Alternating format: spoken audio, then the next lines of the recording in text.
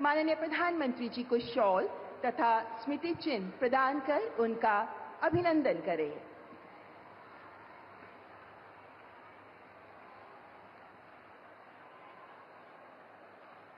देवी और सज्जनों, कुरुक्षेत्र जहां अंतर्राष्ट्रीय गीता महोत्सव चल रहा है, जो हरियाणा के सभी जिलों में मनाया जा रहा है, और हरियाणा की धरती तो भगवान कृष्ण ने यहीं से दिया था गीता का संदेश, तो माननीय प्रधानमंत्री जी को भगवान कृष्ण की पीतल की बहुत खूबसूरत मूर्ति भी प्रदान की जा रही है।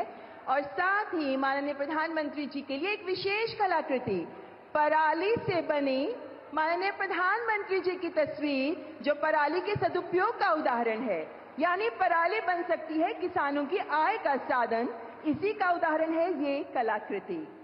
और अब मैं केंद्रीय वित्त मंत्री माननीय श्रीमती निर्मला सीतारमण जी से भी सादर अनुरोध करती हूं कि कृपया माननीय प्रधानमंत्री जी को शॉल तथा स्मृति चिन्ह प्रदान कर उनका अभिनंदन करें।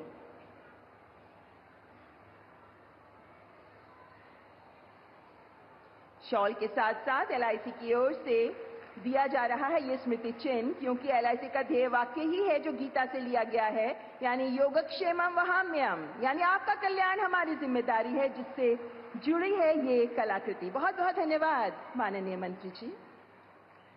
और अब देवी और सज्जनों, सभी अतिथिगण का स्वागत करने के लिए तथा इस कार्यक्रम की महत्ता को रेखांकित करने के लिए मैं माननीय केंद्रीय मंत्री श्रीमती निर्मला सीतारमण जी को आमंत्रित करती हूँ। Ladies and gentlemen, I welcome Honorable Minister Srimati Nirmala Sitharaman for the welcome address. तालियों से स्वागत करें माननीय मंत्री महोदया का।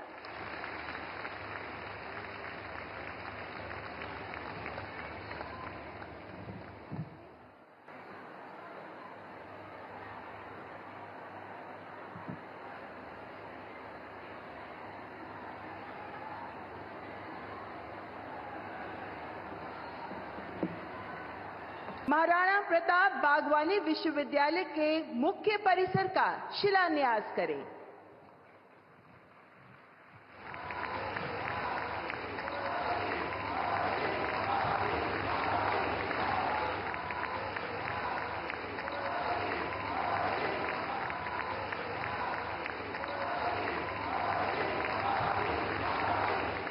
हर संकट में बीमा सखी होगी आशीषा, सुरक्षित भविष्य की दिखाएगी दिशा, आत्मविश्वासी आत्मनिर्भर स्वशक्ति की ऋचा।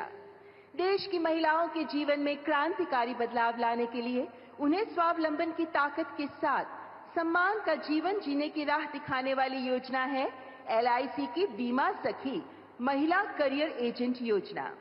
मैं माननीय प्रधानमंत्री जी से सादर अनुरोध करती हूं कि कृपया रिमोट का बटन दबाकर एलआईसी की बीमा सखी योजना का शुभारंभ करें।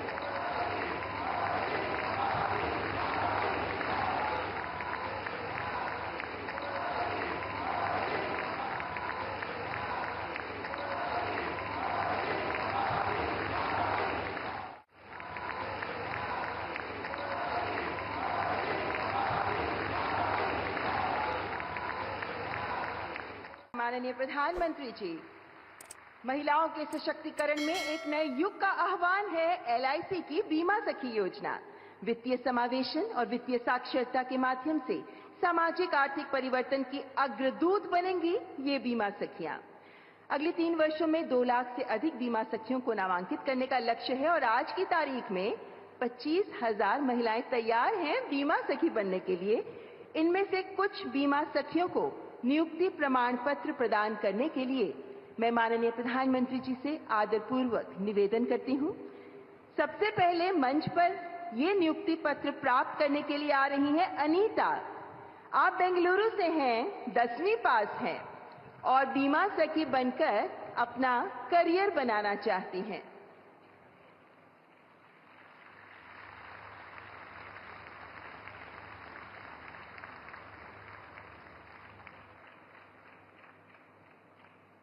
और अब त्रिपुरा के सबरूम गांव की शोमा डे पधार रही हैं अपना नियुक्ति प्रमाण पत्र प्राप्त करने के लिए, क्योंकि ये बीमा सखी बनकर अपने साथ साथ अन्य लोगों का भी भविष्य संवारना चाहती हैं। आप 12वीं पास हैं, 26 वर्ष की हैं और अब बीमा सखी बनना चाहती हैं।